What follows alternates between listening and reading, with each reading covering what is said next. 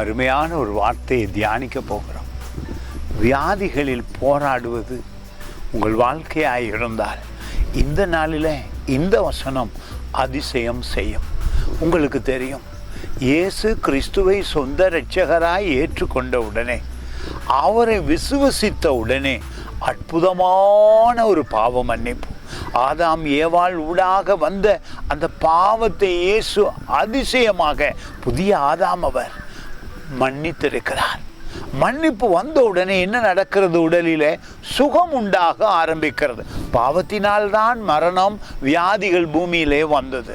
ஆனாலும் கிறிஸ்துவுக்குள்ளாக சுக வாழ்வு வந்தது, சமாதானம் வந்தது, பாவ மன்னிப்பு வந்தது, நிம்மதி வந்தது. இந்த நாளிலே இயேசு உங்களோட பாருங்கள், இந்த அருமையான வார்த்தையை சங்கீதம் 103 3வது வசனம் மிக அருமையாய் சொல்கிறது. அவர் உன் அக்கிரமங்களை எல்லாம் மன்னித்து உன் நோய்களை எல்லாம் குணமாக்கி. கிறிஸ்து பூமிக்கு வந்த உடனே அந்த அதிசயம் நடந்திருக்கிறது. உங்கள் உடலிலே சுகம் இருக்கிறது, உங்கள் உள்ளத்திலே பாவ மன்னிப்பின் மகிழ்ச்சி இருக்கிறது.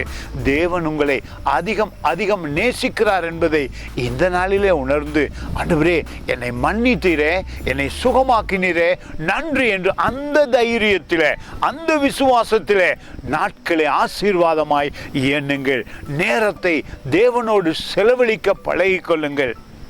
அற்புதமான சுகமான பாவ மன்னிப்போடு கூட மகிழ்ச்சியான ஒரு வாழ்வு கிறிஸ்துவுக்குள் உங்களுக்கு உண்டாயிருக்கிறது.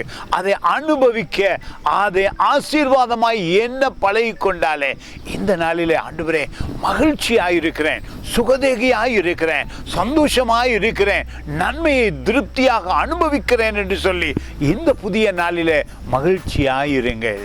God bless you.